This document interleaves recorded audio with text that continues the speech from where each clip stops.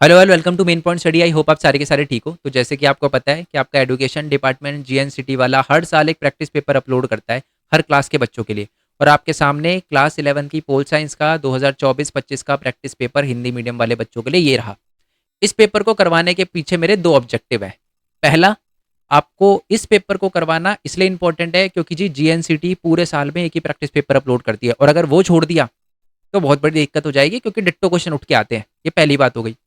दूसरी बात, इसको कराने का रीज़न ये है कि जी मैं आपको ये भी दिखाना चाहता हूँ कि जो मैंने मोस्ट इंपॉर्टेंट क्वेश्चन की पीडीएफ अपलोड करी है, ये जो है वो सेकंड बुक की है, ये जो है फर्स्ट बुक की है। तो इसमें से कितना पेपर जो है वो कॉपी आ रहा है, ठीक है। मतलब वैसे ये बात मेरी मतलब कोई शॉकिंग बात नहीं है कि हर एक क्वेश्चन मैच हो रहा है, ठीक है, क्योंकि मैंने आपका पिछले साल का पेपर भी मैच करवा दिया था, एक एक क्वेश्चन। ठीक, और ये पता है ये बातें मैं क्यों बोल रहा हूँ, ये मेरे को बोलने की जरूरत नहीं है, आपका कल परसों ये एग्जाम है, बट मैं ये बात इसलिए बोल रहा हूँ कि पोल इसके बाद हिस्ट्री का भी एग्जाम है, ठीक है। तो इसलिए उसके लिए भी सतर्क हो जाना। तो जैसे मैंने बताया कि हर एक क्वेश्चन जो है इन पीडीएफ के अंदर सही है, एक भी क्वेश्चन छोड़ने की गलती बिल्कुल भी मत करना। ओके जी, चलो जी। तो सारे के सारे क्वेश्चन मैं मैच करवा रहा हूँ। पहले आ जाते हैं जी हम डायरेक्टली 6-6 नंबर वाले क्वेश्चन पे, उसके बाद हम 4-4 वाले पे जाएंगे, उसके बाद बाकी ऊपर पे एमसीक्यू भी मैच करवाऊंगा, ठीक है जी। दोबारा बोल रहा हूँ, पीडीएफ का लिंक आपको नीचे डिस्क्रिप्शन में दे रखा है। एक भी क्वेश्चन छोड़ने की गलती मत करना। अब आ जाते हैं क्वेश्चन पे। क्वेश्चन नंबर 27 है कि भारतीय संसद के कार्यों को संक्षेप में बताइए। विधायिका का चैप्टर है। सबसे पहले तो मैं दिखा देता हूँ आपको, ये हमारी पीडीएफ है। और अगर किसी बच्चे को लग रहा हो ना कि सर ये तो पेपर आपने बाद में एडिट कर दिया होगा, सर ये वाला पेपर नहीं हो, भाई सीधा जाके लिख लेना GNCT practice paper class 11 pol science, आपके सामने आ जाएगा। हिंदी मीडियम के लिए भी होता है, इंग्लिश मीडियम के लिए भी होता है, ठीक है। ऑफिशियल वेबसाइट है, मैच करके देख लेना एक एक एक क्वेश्चन। अब इससे ज़्यादा मैं क्या ही बोल सकता हूँ। जिनको विश्वास होगा उनको पता चली गया होगा, बट फिर भी यार कुछ बच्चे होते हैं, तो इस वजह से मेरे को बताना बहुत ज़्यादा इंपॉर्टेंट है। ओके, हमारा क्वेश्चन क्या था कि संसद के कार्य बताइए। ओके, ये हमारा ये तो ये रहा जी, संसद के कार्य बताइए।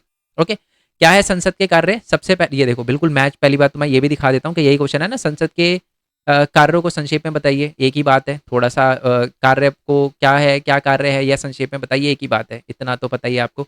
सबसे पहला इसका विधायी काम है। विधायी काम का मतलब क्या होता है कि ये कानून बनाने का काम करता है हमारा संसद। दूसरा वित्तीय कार्य करता है, ये बताता है कि जो सरकार है, ठीक है, उस पर जो टैक्सेस वगैरह, जो टैक्सेशन वगैरह है, विधायी का जो टैक्सेशन है या सरकार द्वारा धन का उपयोग किया गया है, वो तरीके से उस पर नियंत्रण लगाता है। संसद ये देखता है कि सरकार ने जितने पैसे लगाए हैं उतने ही पैसे यूज हो, ज़्यादा पैसे यूज ना हो, तो इस पर नज़र वगैरह रखता है, ठीक है। और अगर किसी सरकार को अलग से ज़्यादा पैसे की जरूरत पड़ती है, नए पैसे की जरूरत पड़ती है, तो लोकसभा ही उसको मंजूरी देता है, संसद ही उसको मंजूरी देता है। तो वित्तीय कार्य को भी जो है वो कंट्रोल करता है। तीसरा है प्रतिनिधित्व करने का काम करता है। आपको पता है संसद में अलग अलग पूरे देश से अलग अलग एरिया के लोग आते हैं, तो उनका प्रतिनिधित्व करता है हमारा संसद। चौथा है वाद विवाद का समारोह है, यानी एक ऐसा मंच प्रोवाइड करता है जहां पर भारत का सबसे बड़ा मंच है जहां पर वाद विवाद होता है, क्या? हमारा संसद। तो वाद विवाद का मंच जो है वो देता है। नेक्स्ट है संवैधानिक कार्य। संविधान से जुड़े हुए काम, संविधान पे चर्चा, संविधान के अंदर चेंजेस, ठीक है, ये सारे के सारे काम जो होते हैं वो हमारे संसद में ही होते हैं। चुनावी कार्य, ठीक है, हमारे संसद के अंदर से ही राष्ट्रपति और उपराष्ट्रपति के चुनाव भी होते हैं। और साथ में न्यायिक कार्य भी करता है। न्यायिक कार्य का मतलब है कि अगर राष्ट्रपति राष्ट्रपति है ना, और जो उच्च न्यायालय होते हैं उनको हटाने की जो प्रोसेस है वो भी हमारे संसद से चालू होती है। तो ये थे संसद के कार्य, ठीक है। जैसे मैंने बोला, मैंने जल्दी जल्दी बताया, इसका रीज़न यही है कि बात जब मैं सेम वीडियो में पहले ही बता चुका हूँ तो इसको तो फिर रिपीट करने का क्या फ़ायदा, इसलिए मैंने जल्दी में बताया है। ओके, बाकी आप इसकी मैंने फर्स्ट बुक की वीडियो बना रखी है जहाँ पे मैंने आराम से समझा रखे हैं, उसकी वीडियो का लिंक भी मैं नीचे डिस्क्रिप्शन में दे दूंगा। मेरे पता है ये बताने का, आप है ना 4-5 सैम्पल पेपर करो, उससे अच्छा है ये पीडीएफ कर लो एक ही बार में। और ये वाली पीडीएफ फर्स्ट बुक और सेकंड बुक की, कुछ नहीं छूटेगा। नेक्स्ट वाला क्वेश्चन है कि भारत के सर्वोच्च न्यायालय के अधिकार बताओ। तो सर्वोच्च न्यायालय के आपको पता ही है कि 4 क्षेत्र अधिकार होते हैं। तो यही है ना न्यायपालिका वाला चैप्टर, देख लेते हैं जी। पहली बात तो कि है ये वाला क्वेश्चन या नहीं है। ये ला जी, सर्वोच्च न्यायालय के क्षेत्र अधिकार बताइए। तो 4 क्षेत्र अधिकार होते हैं सर्वोच्च न्यायालय के। देखो, चाहे क्षेत्र अधिकार पूछे, चाहे सर्वोच्च न्यायालय के क्षेत्र अधिकार पूछे, न्यायालय के क्षेत्र अधिकार पूछे, भैया एक ही बात है। जहां क्षेत्र अधिकार और न्यायालय दिखे, समझ जाना। सबसे पहले मतलब क्षेत्र अधिकार का मतलब काम। सर्वोच्च न्यायालय का पहला काम होता है मौलिक। मौलिक का मतलब होता है कि देश, केंद्र सरकार और राज्य सरकार, ये दो सरकारों के बीच में अगर कोई विवाद हो जाए तो उसको सॉल्व करना काम होता है। अपीली, यानी नीचे की किसी अदालत ने अगर सर्वोच्च न्यायालय या ऊपर की अदालत पर कोई अपील करी है तो उस अपील को सुनना जो होता है वो हमारा काम होता है सर्वोच्च न्यायालय का। तीसरा सलाहकारी, ये सलाह देने का, राष्ट्रपति को सलाह देने का भी काम होता है हमारा किसका? सर्वोच्च न्यायालय का। रिट जारी करना भी काम होता है। रिट जारी करना पता है ना आपको, कि अगर किसी के मौलिक अधिकार का हनन हो जाए तो रिट जारी होते हैं। और विशेष अधिकार का मतलब होता है वो भारत के किसी भी कोर्ट का फैसला अपने ऊपर ले सकते हैं और उसकी सुनवाई वगैरह कर सकते हैं। ये भी विशेष अधिकार होते हैं। ठीक है जी, मैंने और वाला भी मैच करवाया है। ठीक है, कहीं आप सोचो, और वाले भी क्वेश्चन मैच करवा रहा हूँ मैं। नीचे वाला क्वेश्चन क्या लिखा है? ऐसे किन्हीं 3 प्रावधानों को संक्षेप में बताइए जो यह साबित करता है कि केंद्र सरकार जो है भारत एक मजबूत केंद्र सरकार वाला संघ है। ठीक है जी, कौन सा चैप्टर है? संघवाद वाला, है ना?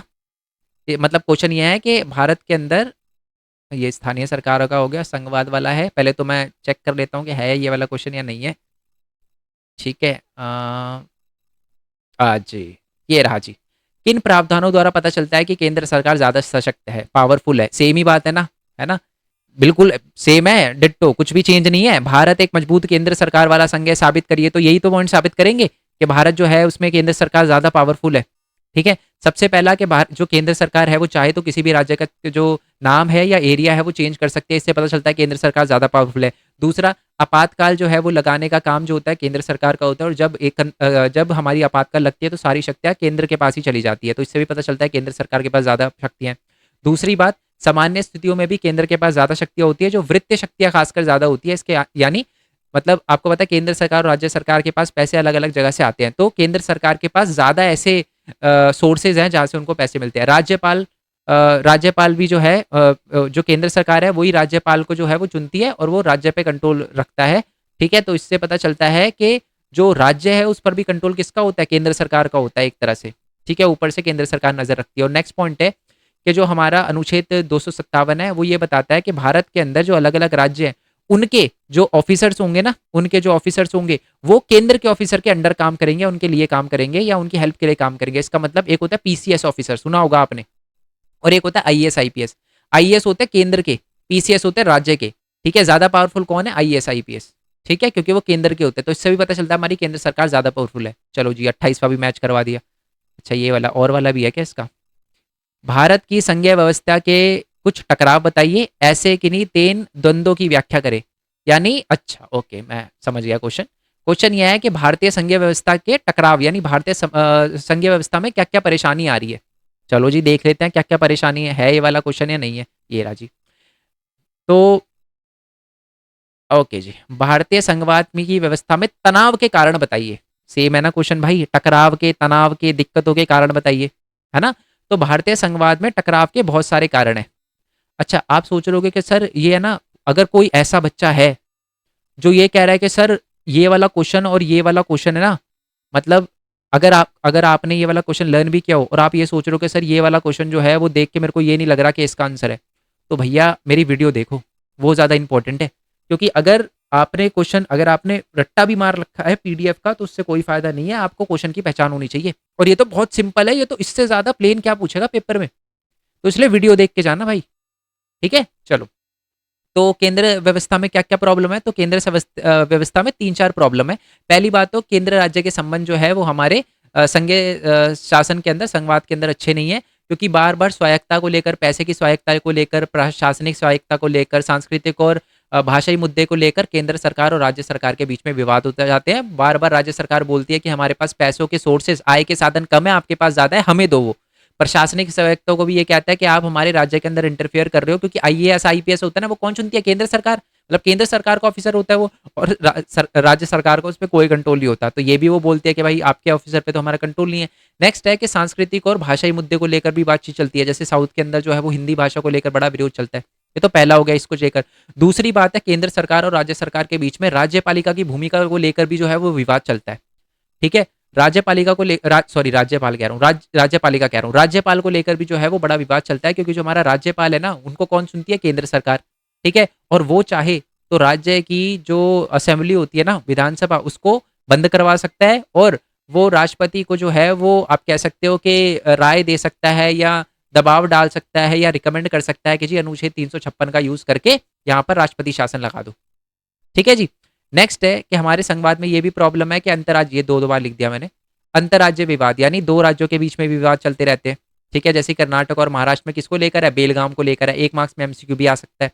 ठीक है, तो ये सारे के सारे हैं। और विशेष प्रावधान को लेकर भी जो है वो दिक्कतें वगैरह चलती रहती है। विशेष प्रावधान वैसे अलग से क्वेश्चन आएगा, जैसे अरुणाचल प्रदेश है ना? जैसे जम्मू कश्मीर था, जम्मू कश्मीर का हट चुका है, मैंने नीचे जम्मू कश्मीर का अलग से क्वेश्चन दे रखा है, तो इतनी टेंशन लेने की जरूरत नहीं है आपको, ठीक है?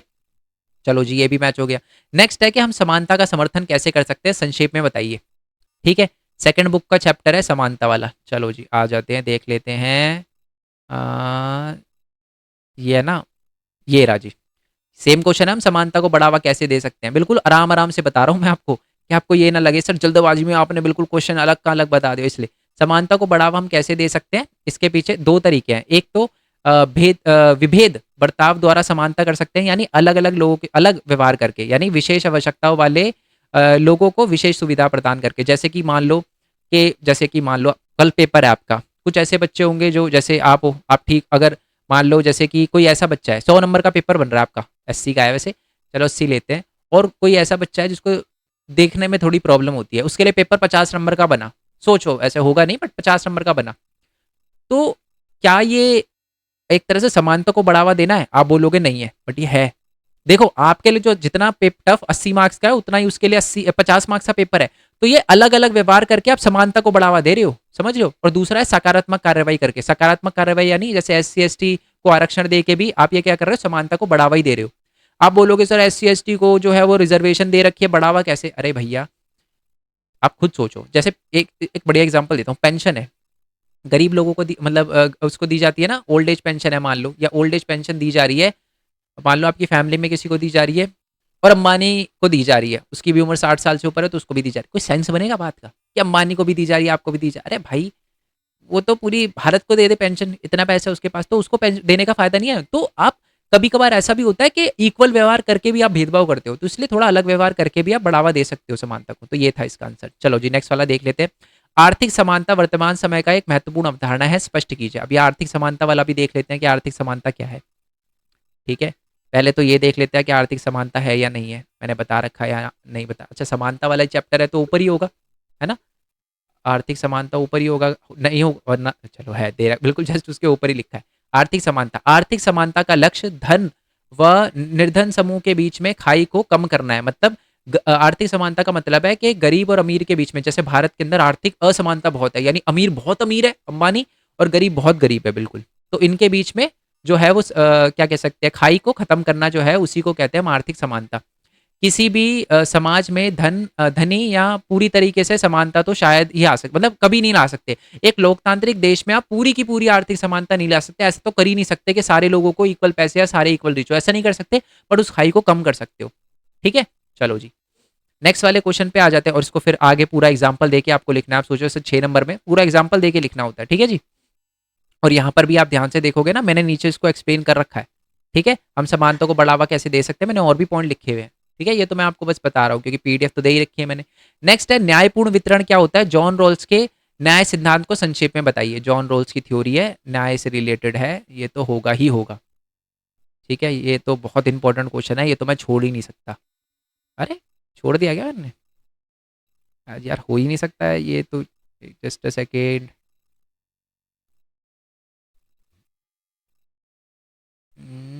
न्याय वाला चैप्टर के अंदर होगा जॉन रॉल्स की थ्योरी।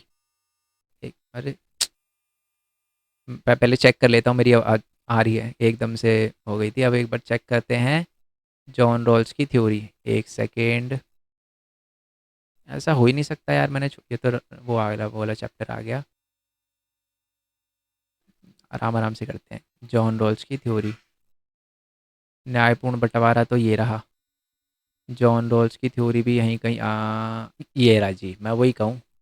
ठीक है, सबसे पहला क्वेश्चन, उसके दो पार्ट में बटा हुआ है ना क्वेश्चन। क्वेश्चन क्या है कि न्यायपूर्ण वितरण क्या है। तो न्यायपूर्ण वितरण की अलग डेफिनेशन है, और रॉल्स का न्याय सिद्धांत अलग है। पहले मैं न्यायपूर्ण वितरण भी देख लेता हूँ, उसकी मैंने अलग से डेफिनेशन लिखी हुई है। ये रहा जी, न्यायपूर्ण बंटवारा।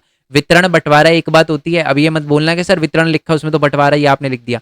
सामाजिक न्याय का अर्थ, यानी जो आप कह सकते हो, या न्यायपूर्ण बंटवारे का अर्थ होता है कि सेवाएं का न्यायपूर्ण वितरण हो। यह वितरण समाज के विभिन्न समूहों और व्यक्तियों के बीच होता है, ताकि नागरिक को जीने और समान धरातल मिल सके। जैसे मतलब ये है, न्यायपूर्ण वितरण का मतलब होता है सबको इक्वल प्रोवाइड करना बिना भेदभाव के। ठीक है, और जॉन्स का न्याय सिद्धांत क्या कहता है, ये बहुत इंपॉर्टेंट है न्याय सिद्धांत, मेरी बात ध्यान से सुनना, और ये बनाकर भी लिख कर आ सकते हो। ठीक है, रॉल्स का जो न्याय सिद्धांत है, उसको है ना हम अज्ञानता की अवधारणा भी बोलते हैं। एग्जाम में कभी आता है कि अज्ञानता की अवधारणा जो है उसका उसको बताओ कि किसने दी थी। तो सुनना, रॉल्स का जो न्यायपूर्ण सिद्धांत है वो ये बोलता है कि सोसाइटी में डिसीजन लेने का राइट उसी के पास होना चाहिए जो जिसको आपके डिसीजन से कोई अफेक्ट ना होता हो।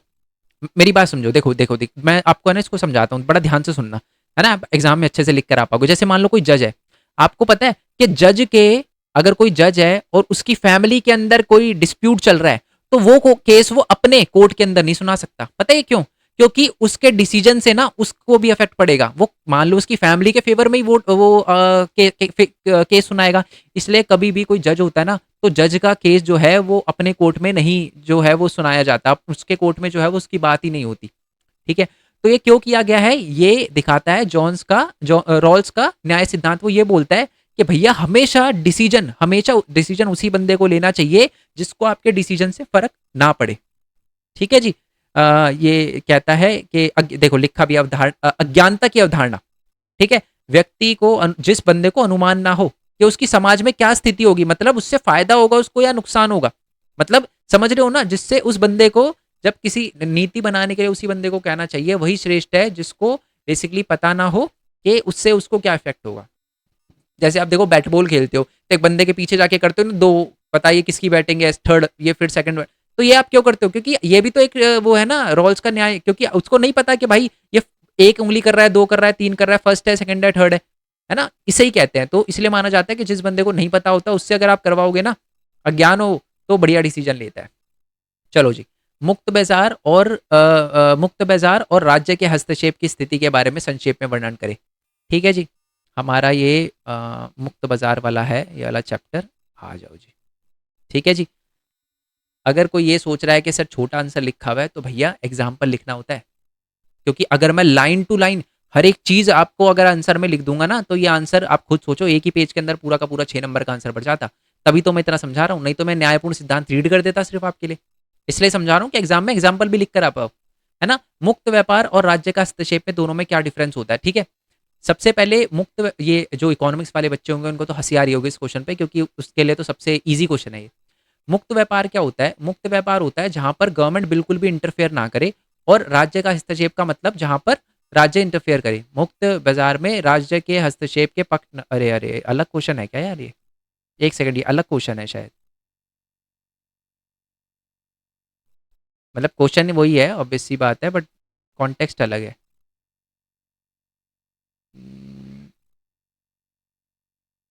जस्ट अ सेकेंड, एक बार मैं चेक कर लेता हूँ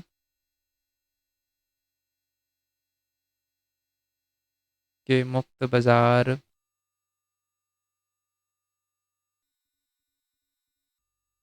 नहीं नहीं, इसके ना पक्ष और विपक्ष में दे रखा है मैंने। ठीक है, एक सेकेंड।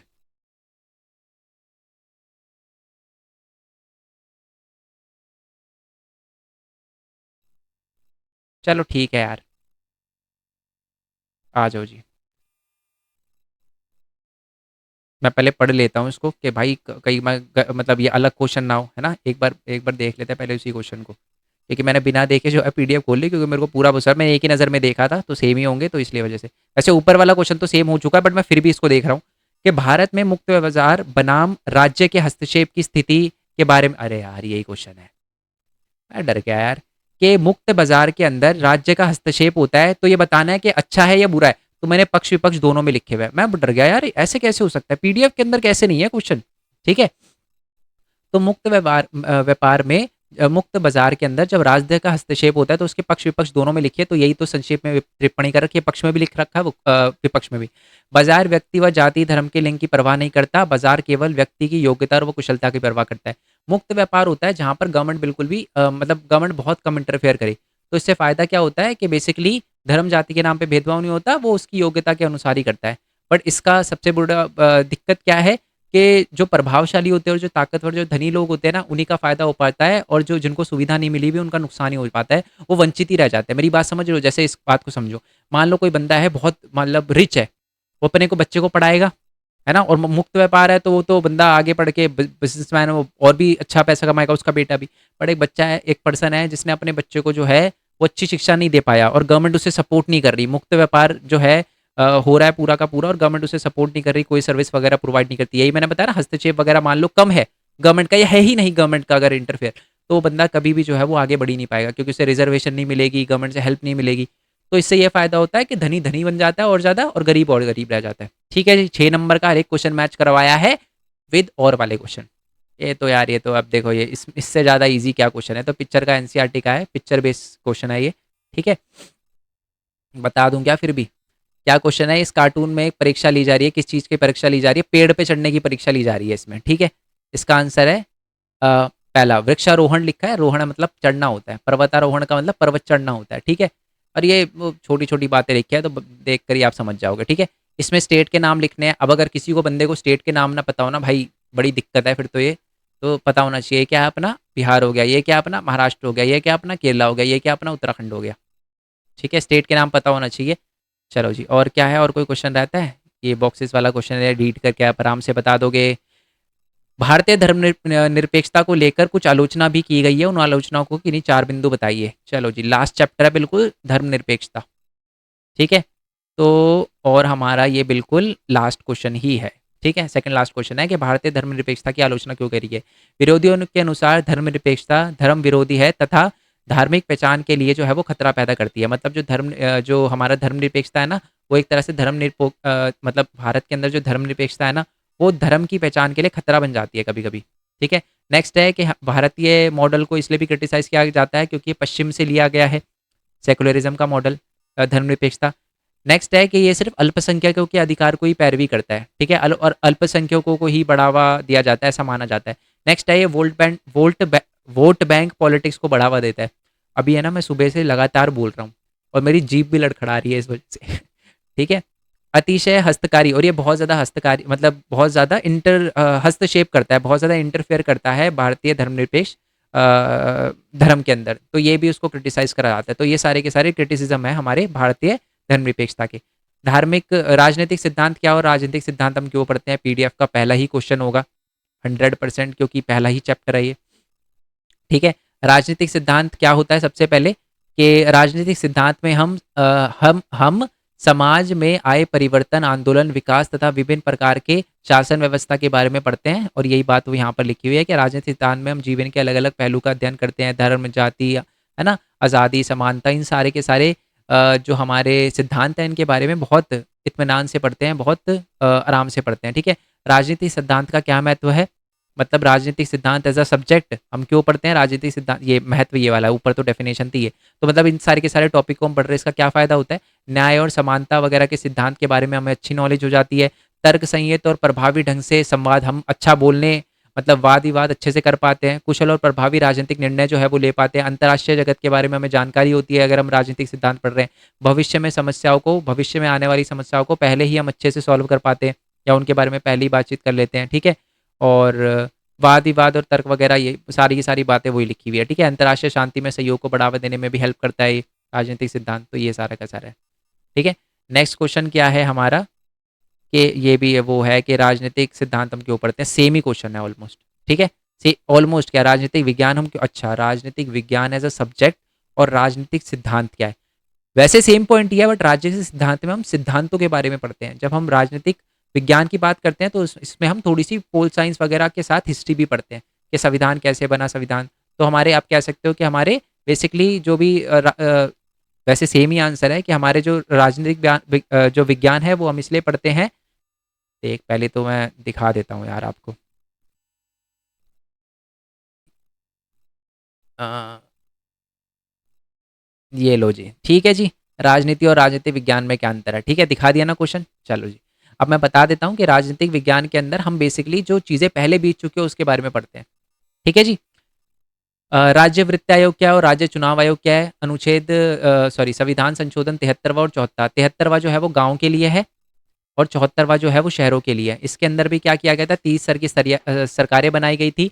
चुनाव आयोग, राज्य वित्त आयोग बनाया गया था, राज्य चुनाव आयोग बनाया था। राज्य, ये देखो इससे मिलता जुलता ही है। राज्य चुनाव आयोग का काम होता है राज्य के अंदर पंचायत के चुनाव करवाना। राज्य वित्त आयोग का काम होता है राज्य के अंदर जो हमारी लोकल गवर्नमेंट होती है, स्थानीय सरकार होती है, इसके लिए पैसे मुहैया करवाना है ताकि उनको दिक्कत ना आए। इसमें 1/3 सीटें वुमेन्स के लिए भी रिजर्व करी गई है। ठीक है, और इसमें 19 ऐसे विषय हैं जो 11वीं सूची में डाले गए हैं, जिस पर से स्थानीय सरकारी कार्य करेगी। ठीक है, अभी तक एक भी ऐसा क्वेश्चन नहीं है जो मैंने और कभी मैच ना करवाया हो। नेक्स्ट वाला क्वेश्चन है, फर्स्ट पास दी पोस्ट सिस्टम के अंदर और अनुपातिक प्रतिनिधित्व के अंदर डिफरेंस बताओ। आ जाओ जी, क्वेश्चन चैप्टर नंबर 3 है ना ये रहा जी। ठीक है, इसके अंदर पूरे देश को अलग अलग छोटे छोटे पार्ट में बांट दिया जाता है। First pass the post system के अंदर सर्वाधिक वोट पाने वाले की जीत, इसमें पूरे देश को एक ही यूनिट की तरह रखा जाता है। इसमें हम प्रतिनिधि को वोट देते हैं, इसमें हम पार्टी को वोट देते हैं। इसमें जो है वो एक इलाके से एक ही खड़ा होता है, इसमें एक इलाके से बहुत ज़्यादा प्रतिनिधि भी खड़े हो सकते हैं। ये जो है इसराइल में यूज़ होता है, ये जो है वो हमारे भारत में यूज़ होता है। ठीक है, इसमें 50% +1 चाहिए और इसमें बहुमत वगैरह चाहिए। ठीक है जी, और मैं बता ही चुका हूँ यूनाइटेड किंगडम और भारत और इसराइल और नीदरलैंड में इसका यूज़ होता है। नेक्स्ट है कि भारतीय संविधान कौन किस किस देशों से हमने क्या क्या लिया है। चैप्टर नंबर 1 के अंदर ये हमारा सबसे इंपॉर्टेंट क्वेश्चन था, मैंने आपको बताया था कि हमने अलग अलग देशों से क्या क्या लिया है।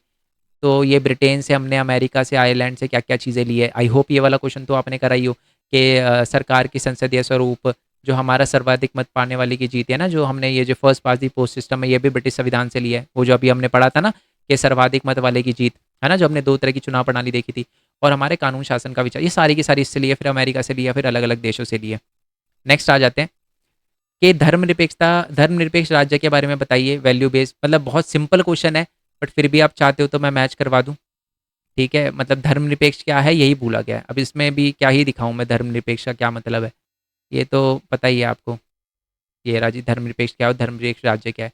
ठीक है, राष्ट्रीय आत्म निर्णय की अवधारणा क्या है, ये मैं दिखा दे, चलो मैं, अब है ना, क्या है कि मैं हर एक क्वेश्चन दिखाऊंगा अपनी भी तसल्ली कर लूं, क्योंकि मैंने भी ये दिया दी राष्ट्रीय आत्मनिर्णय। ठीक है, भारतीय संविधान की सीमा बताओ, कॉपी संविधान है, ये संविधान है वो।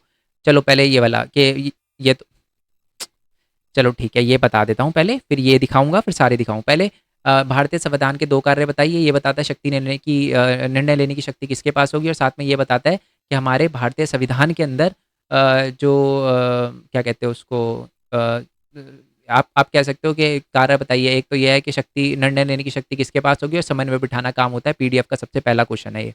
ठीक है, कि आवश्यकता क्या और कार्य क्या है। ठीक है जी, नेक्स्ट वाला क्वेश्चन है कि विश्व में 2 प्रकार की कार्यपालिका होती है, लिखिए। एक तो आप लिख देना कौन सी कार्यपालिका, एक संसदीय कार्यपालिका लिख देना। ठीक है, अ, इसमें क्या लिखा है, विश्व में किन्हीं 2, अच्छा किन्हीं 2, है ना। और इसमें मैं एक चीज़ और बताऊंगा, ये जैसे ही बता दूंगा आपको, पहले तो मैं वो कार्यपालिका दिखाता हूँ। ये होती है, एक तो संसदीय होती है और एक अर्धाध्यक्षात्मक होती है और एक अध्यक्षात्मक होती है। सबसे बढ़िया रहेगा अध्यक्षात्मक, और ये लिखना अध्यक्षात्मक यूएस के अंदर यूज होती है, संसदीय इंडिया के अंदर होती है। ठीक है, इंपॉर्टेंट क्वेश्चन में से रीड कर लेना, यानी वीडियो जो मोस्ट इंपॉर्टेंट क्वेश्चन की अपलोड कर रखी होगी इसमें से देखना, नहीं तो लेंदी वीडियो बन जाएगी। भारतीय संविधान की सीमा बताइए। भारतीय संविधान की सबसे बड़ी सीमा है कि कॉपीड कॉन्स्टिट्यूशन है, दूसरे देशों से बहुत सारी चीज़ें वगैरह ली गई है। लास्ट वाला है बिल्कुल ही, ये राजी आलोचना, संविधान की आलोचना के बिंदु, सबसे बड़ा संविधान है, दूसरे देशों से बहुत सारी चीज़ें ली गई है। और जो सभी जो अलग अलग समुदाय के प्रतिनिधि उपलब्ध नहीं थे, दूसरा बहुत ही केंद्रीकृत संविधान है हमारा, और बहुत सी बातें ऐसी है जो नीति निर्देश तत्व में रखी गई है, जिसको मौलिक अधिकार में रखना चाहिए था। Same question. सार्वभौमिक नागरिकता क्या है, सार्वभौमिक नागरिकता पे आ जाते हैं पहले तो हम। सार्वभौमिक नागरिकता क्या है, ये नागरिकता वाला चैप्टर है, इससे ऊपर वाला ही चैप्टर ये रहा, सार्वभौमिक नागरिकता। हम यह मान लेते हैं कि किसी देश की पूर्ण सदस्यता उन सबको उपलब्ध होनी चाहिए जो सामान्यतः उस देश के निवासी हैं जहां काम करते हैं या नागरिकता के लिए आवेदन करते हैं, किंतु नागरिकता देने के शर्तें सभी तय करते हैं। अवंचित नागरिकों से बाहर रखने अच्छा, अवंचित नागरिकों से बाहर रखने के लिए राज्य ताकत का इस्तेमाल करते हैं, परंतु फिर भी व्यापक स्तर पर लोगों को देशांतरण होता है। अच्छा, इसका मतलब सुनना, सार्वभौमिक मताधिकार नागरिकता का मतलब है यूनिवर्सल सिटीजन, है ना। यूनिवर्सल सिटीजन का मतलब है कि बेसिकली नागरिकता ये माना जाता है, बहुत सारे लोगों को ये लगता है कि हमें ना पूर्ण सदस्यता उस देश की मिल जानी चाहिए जहाँ पर हम रहते हैं, काम करते हैं, चाहे हम वहाँ के नागरिक हैं या नहीं है। ऑल तो बहुत सारे देश रोकने की कोशिश करते हैं, जैसे अभी यूएस ने रोकने की कोशिश करा, जो भी इनलीगल आए थे यूएस के अंदर इंडिया से, उनको भेज दिया। इसमें कोई गलत नहीं है, देखो यार सही बात बताऊं तो मेरे को ये बात गलत नहीं लगती, जिस तरीके से भेजा गया वो गलत था, है ना, हथकड़ी वगैरह बांध कर, जैसे कि आपने सुना है। तो सार्वभौमिक मताधिकार यही होता है कि पूरे देश का नागरिक, पूरी दुनिया का नागरिक। और राष्ट्रीय आत्मनिर्णय निर्णय बताता हूँ मैं, उसके बाद धर्मनिरपेक्षता को तो मैं आपको दिखा चुका हूँ, राष्ट्रीय आत्मनिर्णय दिखाता हूँ। और राष्ट्रवाद वाला तो बहुत ज़्यादा पूछा जा रहा है, ये तो सेकंड बुक का है। राष्ट्रीय आत्मनिर्णय, राष्ट्रीय आत्मनिर्णय आ जाते हैं जी। राष्ट्रीय आत्मनिर्णय कहाँ गया जी? राष्ट्रीय, ये हमारा लास्ट क्वेश्चन है ना राष्ट्रीय, ओके, उसके बाद एमसीक्यू भी है, वो भी बता दूंगा मैं आपको, बट पहले ये कर लेते हैं, राष्ट्रीय आत्मनिर्णय क्या है। इसके ऊपर ही था राष्ट्रवाद वाला, अधिकार हो गया ये वाला हमारा, कहाँ गया यार ये वाला, धर्मनिरपेक्षता हो गया, ये रहा जी, राष्ट्रीय आत्मनिर्णय। ओके, बाकी सामाजिक समूह से अलग राष्ट्रीय अपना शासन अपने आप करने के लिए, भविष्य को तय करने के लिए अधिकार चाहते हैं, तय करने का अधिकार चाहते हैं। दूसरे शब्दों में हम कह सकते हैं कि आत्मनिर्णय का अधिकार चाहते हैं, ठीक है। आत्मनिर्णय के अपने दावे में राष्ट्र अंतर्राष्ट्रीय समुदाय से मांग करता है कि उनके पृथक राजनीतिक इकाई या राज्यों के दर्जे को मान्यता या स्वीकृति जाए। अच्छा, राष्ट्र आत्मनिर्णय का मतलब है कि, जैसे कि मैं आपको ना इसका हिंट दे देता हूँ, ठीक है, आप समझ जाओगे क्या ना। देखो, बहुत सारे ऐसे देश हैं जिनको है ना दूसरे देशों ने मान्यता नहीं दी गई है। जैसे कि हम, एक देश है जिसका नाम है कोसोवो, आपको पता है भारत के अकॉर्डिंग कोसोवो नाम का कोई देश ही नहीं है। हम अपने इंडियन पासपोर्ट से कोसोवो नहीं जा सकते, क्योंकि हम मानते ही नहीं है कि कोसोवो कोई देश है, यानी इंडियन गवर्नमेंट नहीं मानती कि कोसोवो कोई देश है।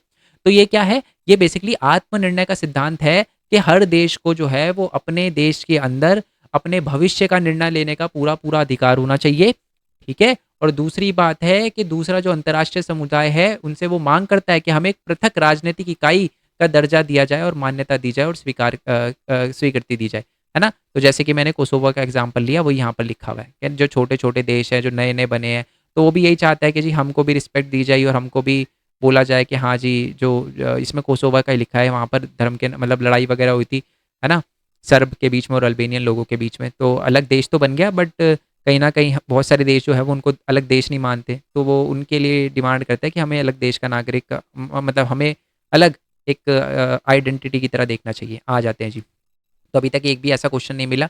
अब ये वाला क्वेश्चन है, ये तो देखो यार, अगर आपने थोड़ा बहुत भी मेरी वीडियो देखी होगी तब आपको पता चल ही गया होगा इसका क्या आंसर है। देखो, सबसे पहले भारतीय संविधान की बैठक हुई थी, पहली बैठक 9 दिसंबर 1946। उसके बाद है हमने संविधान अपनाया था, कब कब अपनाया था, डायरेक्टली हम डेट याद रखते हैं, 26 नवंबर 1949। भारतीय संविधान लागू हुआ था 26 जनवरी 1950। उसके बाद है भारत को आज़ादी मिली थी 15 अगस्त 1947। तो इसका आंसर होगा, सबसे पहले होगा सेकंड, उसके बाद होगा हमारा 15 अगस्त, ओके, उसके बाद होगा फोर्थ। ये लो, बात ही खत्म, एक ही में दे रखा है सेकंड फोर्थ, ठीक है। चलो, डेट आगे लिख दिया, दिख ही जाएगा आपको। नेक्स्ट है कि ये बताओ कि संविधान के बुनियादी ढांचे, ये वाला एमसीक्यू भी दिखा दूंगा मैं अगर आप चाहते हो। मूल ढांचा पता ही आपको, केशवानंद भारती मामला 1973 के अंदर हुआ था। विधानसभा के, लोकसभा के अंदर जो है वो मिनिमम क्या है, न्यूनतम एज कितनी होनी चाहिए, 25 साल होनी चाहिए। नेक्स्ट है आपका, यही पूछा है ना, कहीं और तो नहीं पूछा, हाँ, लोकसभा के अंदर 25 साल एज है। 38वां 39 और 42 संशोधन में सबके विवादास्पद संशोधन रहे हैं। यस, 1976 के अंदर जो है 656 के अंदर जो है वो इंदिरा गांधी लेकर आई थी, और इसमें बहुत सारे मेन मेन हमारे कॉन्स्टिट्यूशन के अंदर जो है वो बदलाव करे गए थे। तो यानी दोनों सही है और दोनों का आपस में लेना देना है, दोनों सही है, सी होगा इसका आंसर। नेक्स्ट है कि अब ध्यान से देखो, मैंने आपको बताया था राज्यपालिका के बारे में, राज्यपाल के बारे में बताया था। राज्यपालिका क्या राज्यों का प्रतिनिधि करता है? नहीं, वो तो सीएम करता है। ये तो इंटरफेयर कर देता है ना बहुत बार, तो इसका आंसर सी है, गलत पूछा आपसे, है ना, बेमेल युग। नेक्स्ट है कि आपको बताना है कि है ना कठोर संविधान है, तो इसमें से ये बताना है कि भारतीय संविधान जो है, जिन संविधान में संशोधन करना बहुत कठिन है, तो क्या है, कठोर संविधान कहलाएगा, ठीक है। नेक्स्ट है कि ये करना है, देखो तमिल आपको पता है श्रीलंका के अंदर है, क्लास 10th में चैप्टर नंबर 1 पावर शेयरिंग पढ़ा हुआ आपने। और जो हमारा कुर्द होता है, ये कुर्दिश जो है होते हैं वो तुर्की और इराक में होते हैं, बट अगर आपको ये पता है कनाडा की जो कैपिटल है वो क्यूबेक है, तो ये भी इसका आंसर, बाकी मैच हो गया सारे के सारे, ठीक है। चलो आगे आ जाते हैं, तो वो मैच कर लेना, ऊपर मैंने आपको बताई दिया। 18वीं शताब्दी में हमने जो स्वतंत्रता समानता भाईचारा, अगर आप इसका आंसर नहीं कर पा रहे ना तो भैया दिक्कत है। इसका आंसर है जी फ्रांसीसी क्रांति, चैप्टर नंबर, ये मैं अभी अभी फिर दिखाऊंगा, फिर आप बोलोगे सर ये चैप्टर नंबर 1 का है, फ्रांस से लिया था ये हमारे संविधान के अंदर, ठीक है। हाँ, कि ये 19वीं शताब्दी में एक महत्वपूर्ण विचारक थे जिन्होंने कहा था कि जी निजी जो है वो स्वामित्व जिन्होंने बोला था कि गहरी असमानता का मूल कारण निजी स्वामित्व है। ठीक है, इसमें कार्ल मार्क्स ने बोली थी ये बात, और ये मैं दिखा देता हूँ, क्योंकि यार ये वाला थोड़ा दिखाना इंपॉर्टेंट है, क्योंकि बच्चे समझते हैं कि यार सर कार्ल मार्क्स का तो शायद ही करवाया होगा आपने, बट मैं दिखाना चाहता हूँ ताकि आपको क्लियर हो जाए कि जी सारी चीज़ें हमने कंप्लीट कर रखी है पहले। ये रहा जी, ठीक है, मार्क्सवादी कार्ल मार्क्स ही है ये। ठीक है, इसने ही बोला था दबे कुचले समाज वगैरह का जो है वो हो रहा है, वो इस वजह से हो रहा है क्योंकि पूंजीगत देश है, पूंजीगत वही होता है, सारी पावर, सारी जो ओनरशिप है वो एक ही बंदे के हाथ में। तो कार्ल मार्क्स ने बोली थी ये बात। नेक्स्ट है कि डैश को एक राजनीतिक समुदाय की पूर्ण और समान सदस्यता के रूप में परिभाषित किया जाता है। खुद इसका आंसर बताओ। नहीं भी पढ़ा होगा ना तब भी बता दो कि जी राष्ट्रवाद है, क्योंकि धर्मनिरपेक्षता को धर्म से होता है, पूंजीवाद तो पैसे से, समाजवाद भी पैसे से, इसका राष्ट्रवाद है। नेक्स्ट है कि जो अक्सर स्थानीय लोग जो है उनके बीच में जो है वो लड़ाइयाँ चलती रहती है, और वो बोलते हैं कि भारत से दूसरे राज्यों से कोई नहीं आना चाहिए। ये बात सही है, और वो इसलिए क्योंकि बाहर के लोग जो है वो उनकी जॉब ले लेते हैं। ये भी सही, दोनों सही है, दोनों का आपस में लेना दे, दोनों कहा क्या, दोनों सही है और दोनों का आपस में लेना देना है, ए होगा इसका आंसर। पूरी की पूरी पीडीएफ के अंदर सिर्फ ये एक ऐसा एमसीक्यू है, सिर्फ और सिर्फ ये एक ऐसा एमसीक्यू है जो मैं खुद एक्सेप्ट करता हूं कि मेरे इंपॉर्टेंट क्वेश्चन की पीडीएफ में नहीं लिखा हुआ, बिल्कुल भी नहीं लिखा हुआ, बस ये एमसीक्यू है। अगर आपको लगता है कि जी 80 में से 79 आपके लिए चलेगा, तो ये दोनों पीडीएफ मार लेना भाई रट्टा। अगर आपको लगता है कि जी नहीं चलेगा तो पीडीएफ छोड़ देना। ठीक है जी, अब मैं इससे बड़ी बात क्या कह सकता हूँ। वैसे मैं इसका आंसर जानता हूं, बट जैसे मैंने बोला हर चीज़ ही पीडीएफ में लिख दूंगा फिर बुक ही बन जाएगी, है ना। तो इसका आंसर है जी रविंद्रनाथ टैगोर। रविंद्रनाथ टैगोर ने बोला था कि जब तक मैं जीवित हूं मैं मानवता के और देशभक्ति को विजय नहीं होने दूंगा। राष्ट्रवाद की आलोचना करते हुए उन्होंने ये बात बोली थी, रविंद्रनाथ टैगोर ने। ठीक है, तो मतलब हर एक क्वेश्चन जो है वो इसके अंदर मैंने मैच करवा दिया। आई होप ये बात आपको क्लियर हो गई हो। दोबारा से बोल रहा हूँ, पीडीएफ का लिंक नीचे डिस्क्रिप्शन में है, छोड़ने की गलती बिल्कुल मत करना। ठीक है, मिलते हैं जी नेक्स्ट वीडियो में, तब तक के लिए थैंक यू सो मच। जय हिंद, जय भारत, वंदे मातरम। Thanks for your support. Bye bye.